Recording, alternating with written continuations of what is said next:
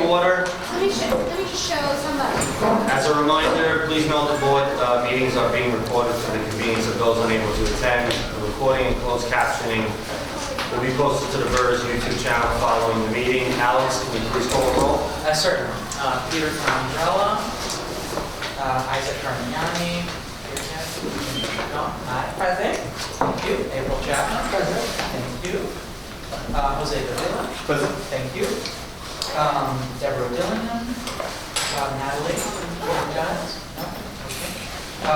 Let's see. Michael Kraft, present. Thank you. Vanessa Lund, Gary Lennon, here. Thank you. John Maravich, here. Thank you. Donald Nesbitt, here. Thank you. Lindsay Coates, here. Thank you. Tori Professor, Shannon Wake, here. Thank you. And Leah Zorantis. Okay, we have a forum. First order of business is calendar item number 1. Noting the minutes of the meeting of the Board of Education Retirement System held on December 19, 2018. The minutes have been previously provided to the board via the SharePoint site. May I have a motion to consider the minutes from the December 19th board meeting? Second? Thank you. Please raise your hand if you vote to approve the minutes. Please raise your hands if you do not approve the minutes. Any abstentions? Motion passes. Okay, next up is the Executive Director's update. Sandy, would you like to share any remarks with us? Extended remarks tonight. It's the end of an era. Our Director of Operations, John Halen, retired effective January 24th. 37 plus years of public service. We've organized a going away party for John February 6th at TJ Burns Bar and Restaurant, 77 Fulton Street. If anyone would like to attend, it's a $75 event. Acting Deputy Director of Operations, Josiah Rodriguez, who is present, is assuming management responsibility for operations until the job posting is made. You can expect more changes in this key department. Common investment meeting scheduled for February 6th next week. And Tony Rodriguez has implemented a volunteer SIM attendee regime. And several people signed up. Right. I'll be talking to the folks who signed up to come to the SIM. Yep. There's still slots available. All trustees are invited to attend any SIM. February 6th volunteers are Natalie and Isaac. Thank you for your volunteering. If you have not volunteered for future SIM, expect a call from it. NAT's annual Wall Street Hall of Fame reception is February 12th from 5 to 7:30 p.m. at 52 Broadway. That's UFT headquarters. This is an event that helps fund the FAST intern program. BERS participates in this. It's the Finance and Scholastic Training Track program. It's a rigorous 9-month program that exposes talented women and minority high school students to the financial services industry. Again, we participated in this. Last year, we ran a program for 11 interns in aggregate. 3 of them were from the FAST program. And also, I'll be inducted into the Wall Street Hall of Fame. Very exciting. This is a great honor, and it comes 20 years after I was not elected to the Junk Bond Hall of Fame, something I don't admit to public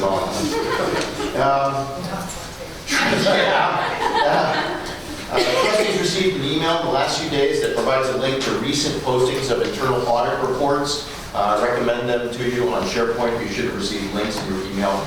Among those reports are an EEPC audit, our response to the EEPC, a retiree audit conducted by the Controller's Office, the March Panet annual audit letter to management, which details their findings, and a recent internal audit of IT equipment are all included in those postings. I just recommend them to you. Our internal audit process is new, it is scaling up, and you'll start seeing more of this. We're close to finalizing the agreement with one of our commercial real estate broker, RFP.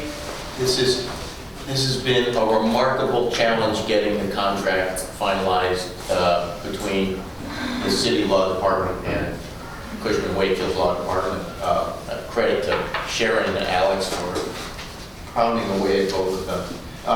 We've toured 4 potential locations, have appointments to tour an additional group of locations tomorrow. We're focusing on built-out spaces to allow for a relatively fast move. We've gotten sufficient intelligence on office space alternatives to define what this will likely cost us, we expect new office space to cost us approximately $15,000 per FTE per year. That sounds high. That's $2 to $2.5 million for us annually over the next 6 to 10 years. That's over the life of the lease. This puts our costs at the average of systems our size nationally and in the city as compared to the 4 other city systems. Just to prepare you for that number, it'll be one of the largest budget line items that we have for the coming year. Governor Cuomo's veto of the auto enrollment legislation for the second year suggests, to me anyway, that we may not be able to rely on that answer to protect the 28,000 unenrolled at-risk potential BERS members. I mean, we will continue to support the efforts to get that legislation passed, and there are recent efforts with Henry Garrido and DC 37. But we are also going to focus on targeting those 28,000 unenrolled at-risk individuals through a marketing campaign.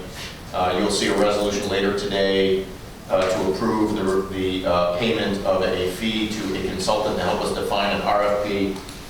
We intend to have a program that we will detail to you in the next board meeting about how we will target those people on a recurring basis over the next few years. It's just an important thing, in my opinion. We need to focus on these, the at-risk unenrolled. That's how I'm going to refer to these folks in the future. NYC BERS Education Conference that was well received by attendees. Antonio has included in your folder a summary of the content and the feedback from trustees who were there. All the materials from the presentations are available on the SharePoint site. We have plans to have educational conference in the future to establish a regular regime of such opportunities to maintain a steady stream of training and professional development.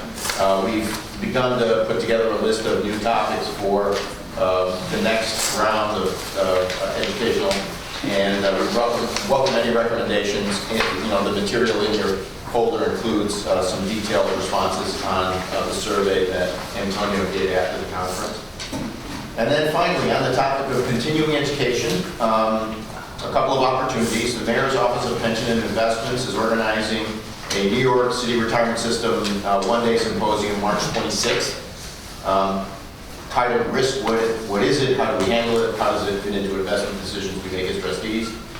Also, the International Foundation of Employee Benefit Plans is partnership with Wharton Executive Education.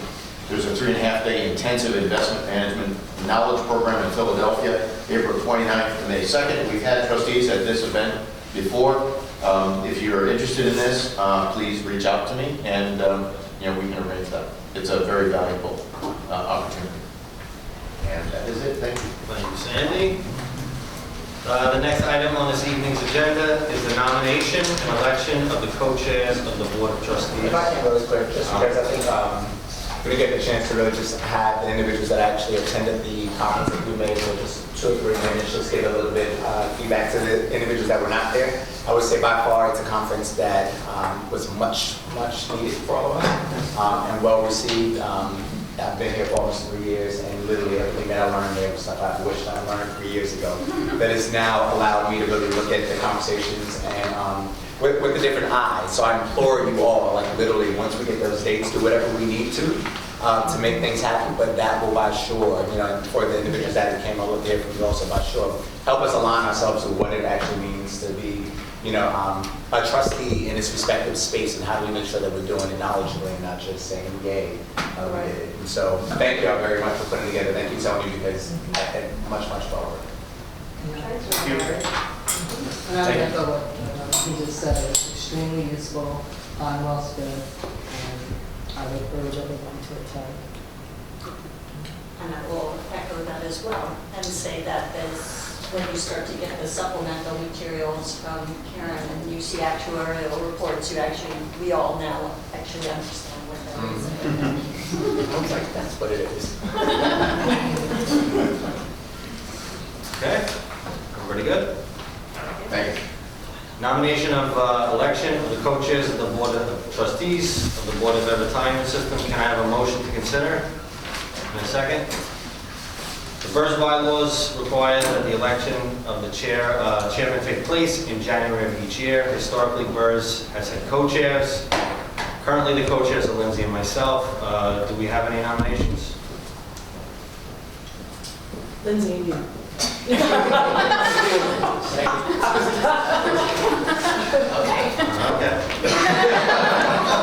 Anybody else? Okay. Sorry for this. Thank you. All in favor of Lindsay Oates for co-chair, please raise your hands. Any opposed? Any abstentions? And all in favor of me, John Maderick, for co-chair, please raise your hand. Can I vote for myself? Okay. Any opposed? Any abstentions? Motion passes. That's right. Gotta give it. Okay. The next item on the agenda is the nomination and election of the Executive Committee of the Board of Ed Retirement System. Can I have a motion to consider? And a second? A copy of the resolution establishing the authority and procedure of the committee is included in your green folders. The purpose of the Executive Committee is to assist the Board of Trustees by, number one, providing oversight of the Board of Ed Retirement System assets, strategy, and investment guidelines. Number two, representing the Board of Trustees at the Common Investment Meeting. Number three, providing oversight of the Board of Ed Retirement System budget matters and ensuring sufficient resources are available to fund operations. And lastly, performing such related functions as may be designated by the Board of Trustees. Per the resolution, the Executive Committee must consist of 5 to 7 members of the Board and at least one employee member of the Board. Previously, there were 6 volunteers for the Executive Committee: Isaac Carmignani, Michael Kraft, myself, Donald Nesbitt, Raymond Orlando, and Benjamin Schuldiner. There's been some turnover on the board since we last elected members of the Executive Committee. Can we have some volunteers for the Executive Committee? We will need at least 5 on volunteer. Can we have some discussion around? Yeah. Sure. Can we get a sort of summary of what some of the expectations are? So we created the executive committee out of a historic 3 committees: proxy, audit, and investment. Just to acknowledge the fact that it was hard to get individual committees together to meet. We created the executive committee, and I would like to think it helps us feed information to the larger board. The executive committee actually has no authority to commit the board to anything. It is a way for us to get feedback to staff, get staff feedback to the board on a more efficient basis than once a month. And the idea that you're committed to the SIM is not in fact the reality. It's something we would like, but you know, this is still, we're going to rely on Antonio's regime of getting volunteers. Any volunteers other than myself? I've got 1, 2, 3, 2 more, 4, 1 more.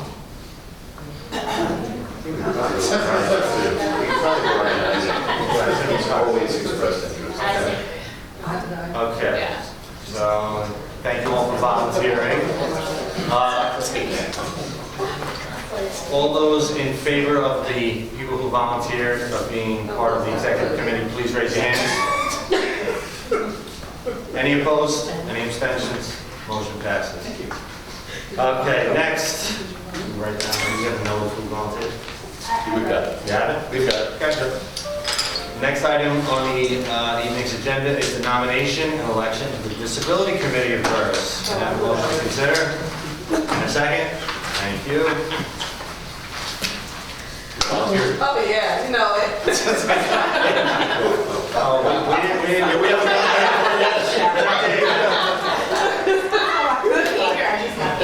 I have to get through some bullshit stuff first. A copy of the resolution establishing the authority and procedures of the Disability Committee is in your green folder. The Disability Committee will assist the board in overseeing the disability review process. The committee meets to review and make recommendations regarding applicants for disability retirement. The disability committee must consist of 4 members of the board of trustees, and at least 2 of whom must be employee members. Per the resolution, Donald and myself with the disability committee, we will need 2 more volunteers. Who would like to volunteer for the disability committee? And Peter Calabro is a volunteer. Okay, Pete, you got your good. Okay. Guy and Gary. So we got 5. Vanessa? Yes? Am I going to talk you into it? You know. How often is it? Well, we shoot for once a month. Now, we don't always, we're not always able to do that because sometimes the recommendations from medical have been backlogged. But we do aim for meeting once a month. It takes between 1 and 2 hours. In person, In person. and usual which day? It's not standardized. Yeah, depends on. I'd like to do it the day of the trustee meetings. That's helpful in terms of. Because we're all coming to it. Do we have a list? We're good? Well, we have Yeah. the number that we need. And if we have 5 though, that It helps Yes, or- if somebody Yeah. can't take it. Yeah. Okay, good? I'm good. Thank you. Thank you all for volunteering. All those in favor of the volunteers being part of the disability committee, please raise your hands. Any opposed, any abstentions? Motion passes. The next item on the agenda is the velocity update given by Daniel Miller, Deputy Executive Director. Can I have a motion to discuss? In a second. Thank you, Daniel. Okay, so velocity, for those new to the board, is that we're updating our internal system, BERS, CPMS, to the latest version of the software, so coming from V8 to V10, and migrating the back end from a hosted to a cloud AWS solution. So, and we're going to upgrade the functionality for member self-service, so members can apply for loans, CPs online, and enhance the workflow. Kicked off in August of 2018, so we're 6 months in right now. We are on time and on track. So far, the team working really well together. There were 16 risks identified before kickoff, none higher than medium. The only risk thus far that we're debating about is the do-it risk, and that we are relying upon do-it to assist us in migration, and we can't push do-it.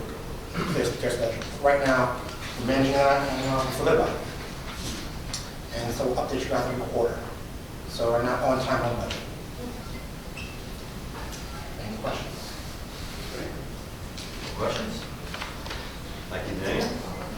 Okay, next up.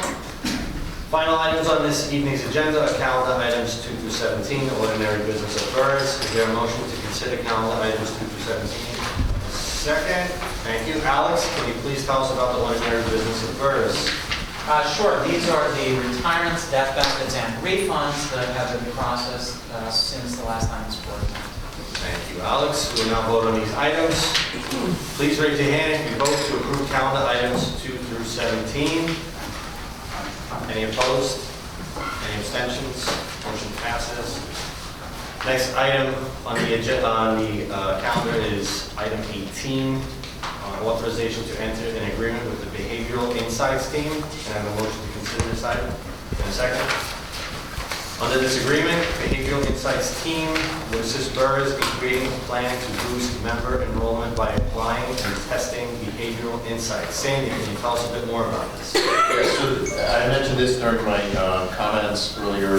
This is an organization which will help us define the RFP for this outreach effort. And we anticipate this outreach effort will use all ways we can reach these people through the unions, through the Department of Education, through direct mail, through email, through phone call, maybe billboards, don't know. But they will help us define the program in detail so that we'll be able to present the proposal to you in February, the idea of approving an RFP to build this program and launch it in the new school year. Can I ask a question, Sandy? Please. With regard to this consultant company or firm, what are we asking in terms of, have we made it clear to them who our demographics are and what we're, like, who we're targeting, and are they gonna custom build a PR campaign for them, or is this just stock, this is what we do? So what this company does and how we found them is they're a spin out from the British government themselves. They're international. And this is what they do. They work with public sector employees to use psychology to nudge folks to join pensions, contribution benefits, healthcare enrollment. This is all they do. Okay. So actually, we found this firm through a conference, CEM, benchmarking. And the presentation was about auto enrollment and how it members to enroll in pensions. So this is exactly what they do. They're aware of who people are. So this is right up their alley. They'll have, it's right up their alley. This is kind of right up in, this is what they do. And in fact, they will help us custom design based on the profile of the individuals in the population. That's, and they, what their expertise is doing recursive testing of samples within the cohorts and adjusting the targeting and the message to the targets. So, you know, we think this is the best way for us to do this because our population is striated. It's, you know, there are different types of folks, different ages, different types of occupations. Full-time, part-time, older, younger. We're going to have, it's going to be quite a challenge. And I wouldn't, you know, I would suggest that people shouldn't expect this to be a revolutionary change in the enrollment. You know, if we launch a program that gets us 2 to 3% incremental enrollments every 6 to 12 months, that's a pretty successful targeted marketing campaign. You know, this isn't auto enrollment where we're going to, you know, help these people's retirement on a universal basis. But to the extent we don't have an auto enrollment, I feel obligated. We need to reach out to these people and let them know what's happening to them. Absolutely. So Sandy, I do, something that came up obviously during the training when we finally got the numbers of the number of individuals, and as I mentioned there, I'm quite concerned at, I'm happy that we're getting somebody to get an RFP, but I'm just thinking in general, we just need to be comprehensive about our approach, right? And so it's one thing about building awareness, but it's another thing about triaging the situation. And so I'm looking forward to just hearing from you all about how we're going to mitigate that piece on, as we mentioned, meeting them where they are, right? Because you can put a billboard, but not everybody's going to read the billboard. Exactly. So I'm using that as just a blanket statement in that respect. That's that comment we've had discussions with Don and Sean, because they're local, has a large number. So trainings for their shop stewards. Okay. Give them talking points, they're in the building, so give them a list to know who's in their building that's not in pension. One-on-one talks. Yeah. You know, so they've agreed to do that with us. Perfect. Yeah. That's helpful because that was my concern of awareness is great, but the triage is important. And this is a multi-year event. I mean, once we start this, it will be just a continuous rollout because that population of 28,000, if we could shrink it to 20,000 over time, that would be great because that's, I mean, the expectation, we're not going to eliminate it through a marketing program, but we will eat away at it. Just to clarify, this is for an RFP, for a plan, for a strategy, not for execution on the plan. Correct. This will help us put together an RFP. It will give us the intel that we need to create an RFP to solicit a very global program of marketing. So the follow-up would be to engage services from possibly multiple firms to create. Absolutely. Yeah, we will put together an RFP, post it, and solicit input. Well, next month, give you a plan. Yeah, that's our goal. The February board meeting, give you that plan. One follow-up question. So I am really happy to hear about this. One of the things that you all have expressed to us in terms of just capacity was if the governor had approved that bill and the flood. So my question is, where are we with relationship, like as you start this piece, which I 200% agree has to be done, but where are we with regard to backlog, and do we have the capacity to bring in these 2 to 3% over the next however many years? So you're going to see more changes in operations, and Josias has already begun to work on that operation. He has, driven down backlogs already with some of his efforts. you know, there's a good chance we'll have very manageable backlogs by the end of the fiscal year. And enrollments are not in the backlog. Yeah. It's not where it is. Okay. Enrollments drive backlog later on, Okay. but so getting them in the door won't be really an issue. Okay. And when we launch this program, it's going to lever resources from Local 372, Local 891, DOE. You know, we intend to use all those resources as vectors towards these people. And, you know, we're looking for an outside firm because we don't have this expertise. So between outside resources from providers of services and our own kind of in-family resources, we don't think this will tax us significantly. I mean, just the reality is you can't, we'll have a marketing program, we're not going to get 15,000 new applicants. It's not going to happen. I guess I just wanted it made plain and stated, right? So that, you know, in the next 2 years, when you guys come to us and say, oh, we need more staff to do X, Y, and Z, the board is aware of why we need more Yeah. staff, and y'all aren't standing in front of us and people like looking at y'all crazy, right? Right, yeah. If we roll this out, and this is what we said we're gonna do, because we recognize that it's something that needs to be done, and there's, like, to Gary's point, a significant social justice issue at hand, basically crisis, we have to be willing to back it and support it. So I just want It'll be everyone. down the line to ramp up in internal staff. Like when Tier 4 ended, we enrolled 8,000 new members in 2 weeks. So we can enroll people. It's a trickle years later when they'll start applying for services, we get the backlogs. Okay, any other questions? Okay, let's vote. All those in favor, please raise your hands. Any opposed? Any abstentions? Motion passes. Next item on the agenda is calendar item 19, the adoption of the actuary's proposed changes in actuarial assumptions and methods. Can I have a motion to consider this item? A second. Sherry Chan, our actuary, is here. Sherry, can you give us some background on this resolution? So according to the state statute, it is required that the actuary reviews these assumptions once every 5 years. These are the assumptions and the methods that are used to calculate the employer contributions each year. And that doesn't mean I only look at it once every 5 years. I do review these every year when I am signing off on the contributions, but at least once every 5 years. That's what the state statute says. And you know, this is aligned with the independent auditor that is hired by the comptroller to review the actual assumptions and methods. It's not to be confused with that. The independent auditor is hired through the city charter commissioned by the comptroller in the city charter. So it's independent of what the actuary for BERS recommends. The actuary does have the ultimate say in what to recommend as far as the assumptions and methods. The auditors are just for advisory purposes. So, for example, since I've been here the last few years, there has been times where I've made recommendations to the board, and it's gone through. There was no actual auditor's report supporting that, and vice versa as well. Auditor's report has been finalized, and there was no changes. I reviewed it, but I didn't see any changes that needed to be made.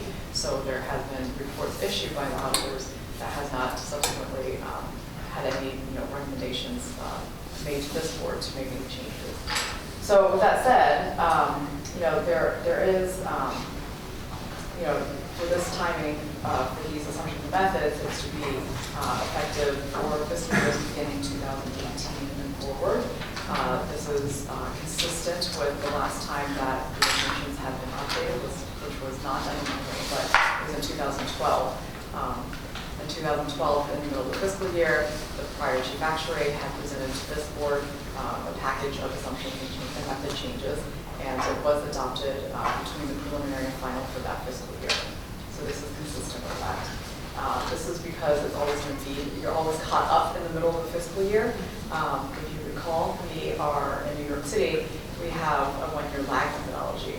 So when we are doing evaluation, before the beginning of the fiscal year is when I present the preliminary contributions for the upcoming fiscal year. So for example, the next fiscal year that we're getting into will be fiscal year 20. So that starts July 1st of this year. So before July 1st, I'm going to be presenting to the board, what the contributions are so that it can be in the system and the payments can be made to the funds beginning July 1st because it's paid on a monthly basis.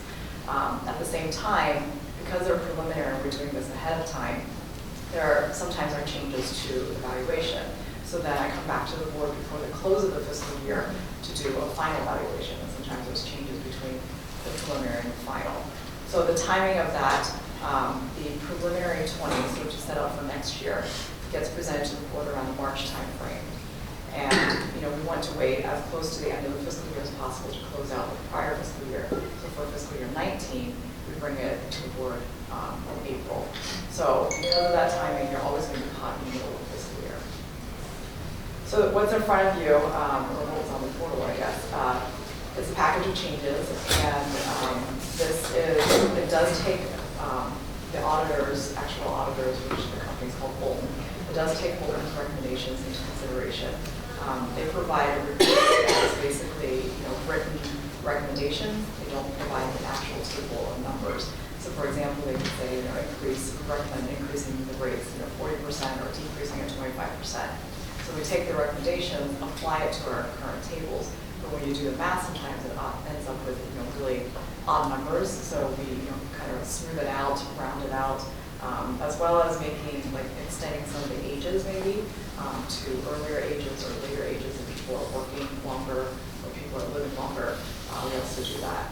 And we also try to match it with other tables and other assumptions just to make sure the package, they all make sense.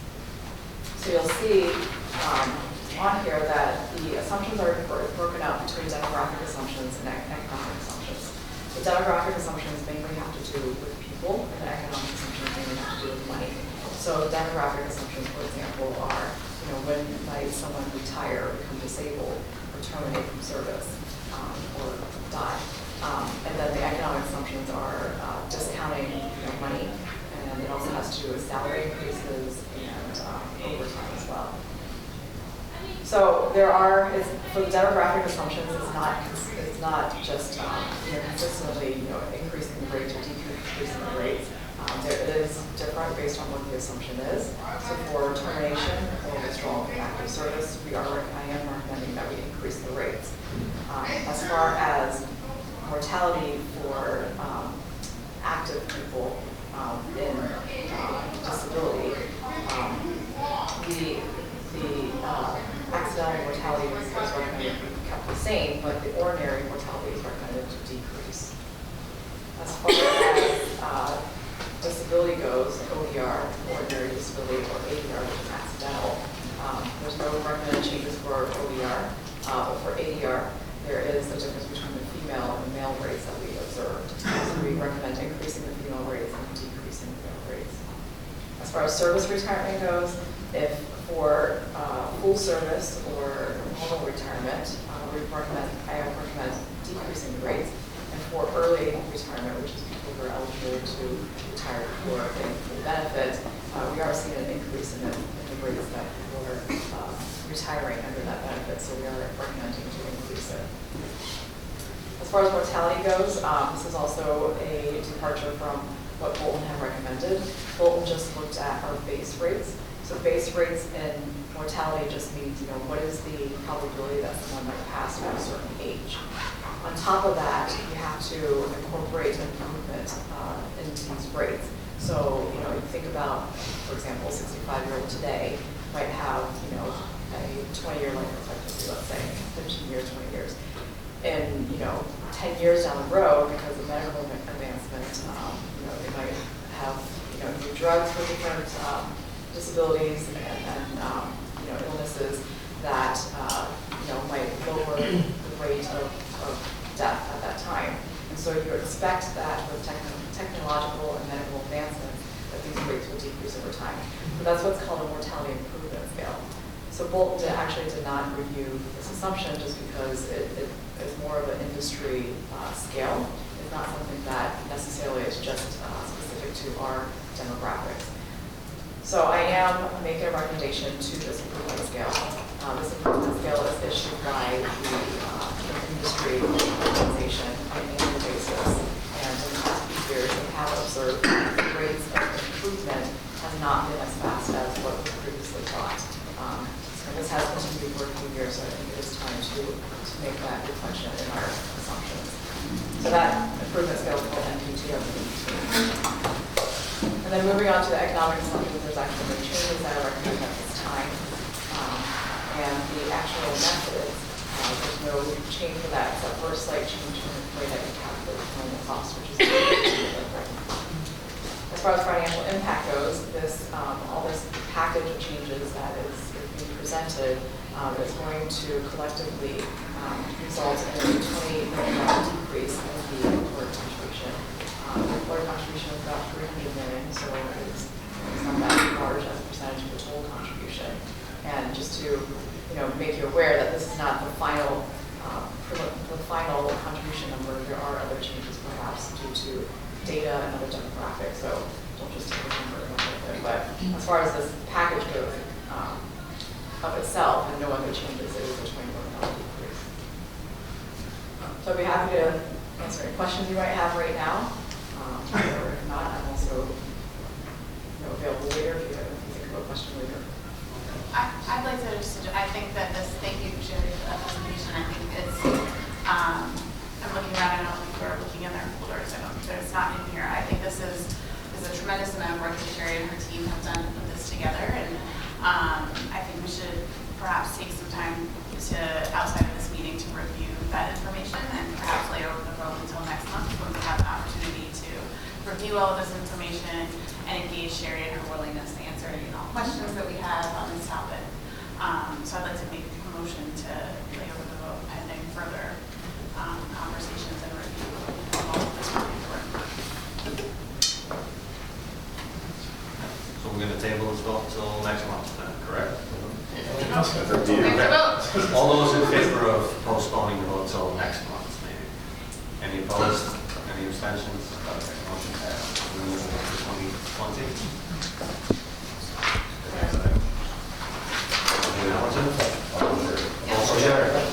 Okay, next item is item 20. The adoption of the actual proposed changes in option factors. Can I have a motion to consider this item? Thank you. And a second. Thank you. Sherry, can you give us some background? Sure can. So I'll start from the beginning. So what are option factors? When a member retires, the normal benefit form payment is single life annuity. It's also called maximum term.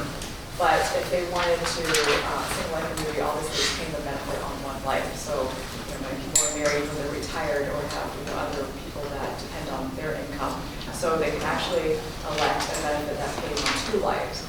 For example, if they're married and they want to leave 50% to their spouse after they pass away, it's called 50% JMS, joint survivor.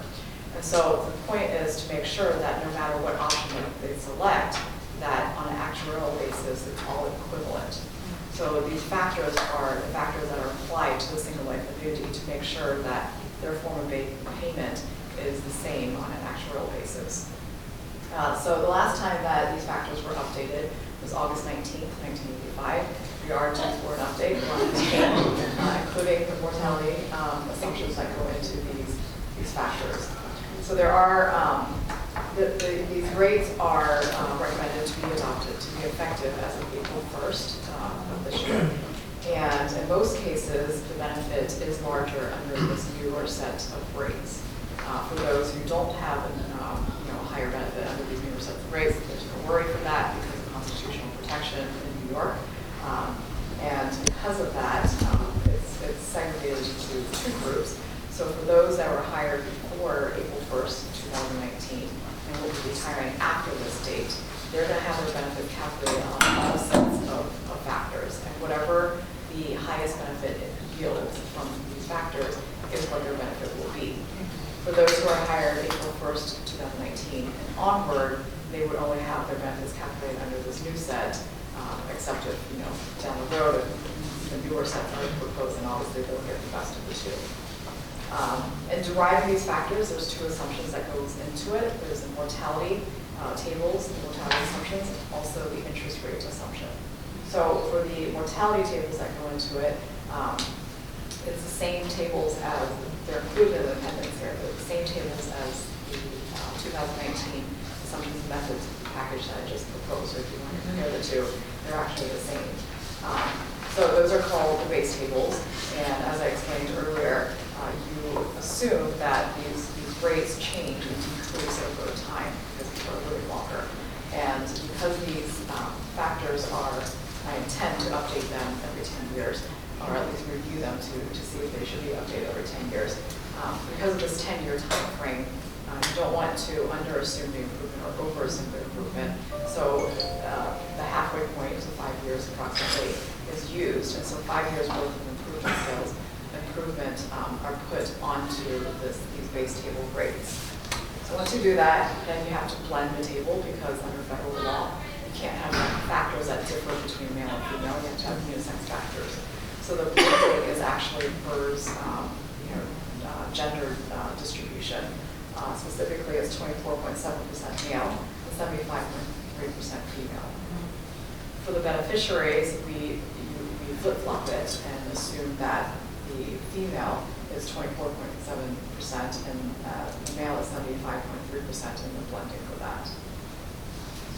The interest rate that's used is the same as valuation interest rate, which is 7%. And you do your magic and you get these factors. Of course, I'm simplifying the process a lot. And as far as the financial impact, there's actually no impact in the funding because, as I explained, on an actuarial basis, these are all supposed to equal each other. So no matter what form of benefit you are electing, we're calculating on the present value and equating it on an actuarial basis. So because of that, there's no change in the funding. And then when you are reviewing this, or if you have it in front of you, I did provide some sample rates to show what is the change in these benefits for the members that might elect under the new set. So it compares the current set of factors with the 2019 basis. And then you can see some of the percentage increase in there.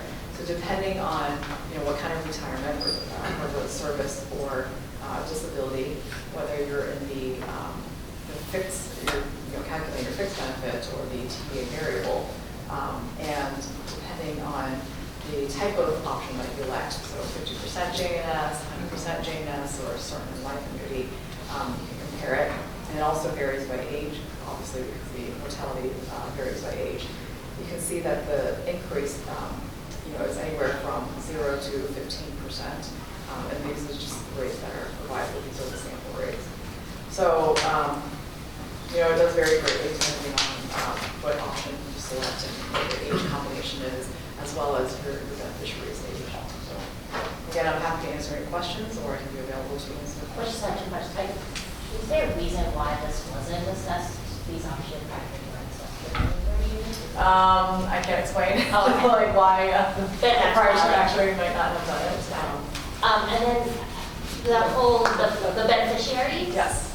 Is that just a standard approach factor, like the beneficiaries or the other opposite gender, or is what is the purpose of in the beneficiary? Does it matter whether they what gender? So we looked at the beneficiary and the combination for the members, and it does support that inverse relationship. Oh.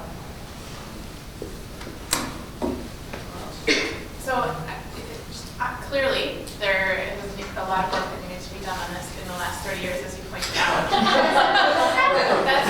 That's clearly undeniable that these rates needed to have a serious review. I would, again, make a motion that we lay over so that we can put it together at our next board meeting. And we have time, because these are supposed to start in Yes, April. we do have time. Right. In our next meeting in February. 27th. February, never mind. Friday. Yes. Yes. 2 more days. It's a long time. Would you help us put together like an educational webinar type thing?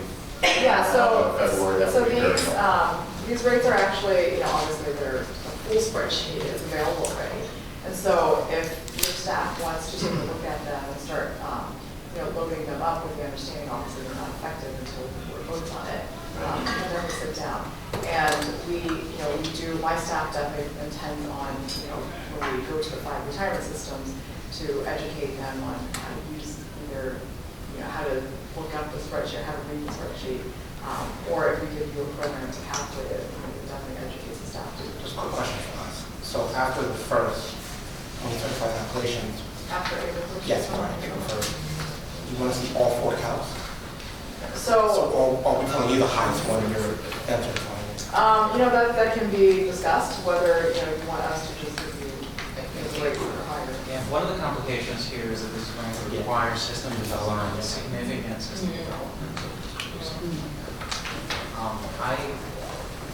Speaking off the top of my head, I just don't believe that April 1st is even feasible in Yeah. that respect. I think we're gonna have to analyze this and apply that and see what. There's going to be a crunch time. And is this uploading into the system or the calculation? It's a good code. Good change. Yeah. But, So, for because I think- example, it's easy to just replace the factors we have with a totally different set of factors.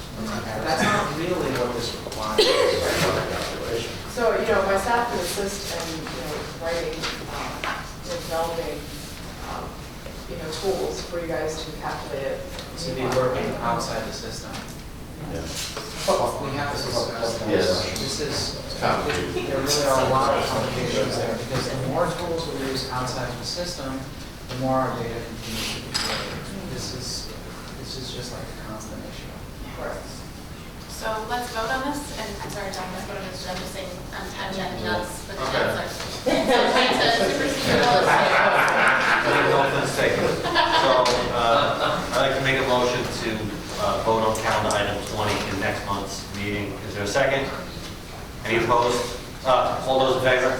Any opposed, any abstentions? Thank you. Okay. The next regular meeting of the Board of Advertising System Board of Trustees will be on Wednesday, February 27, 2019 at MS 131, assuming that's Manhattan. Can I have a motion to adjourn? And a second? Any opposed? Any abstentions? Thank you. We are adjourned. Everybody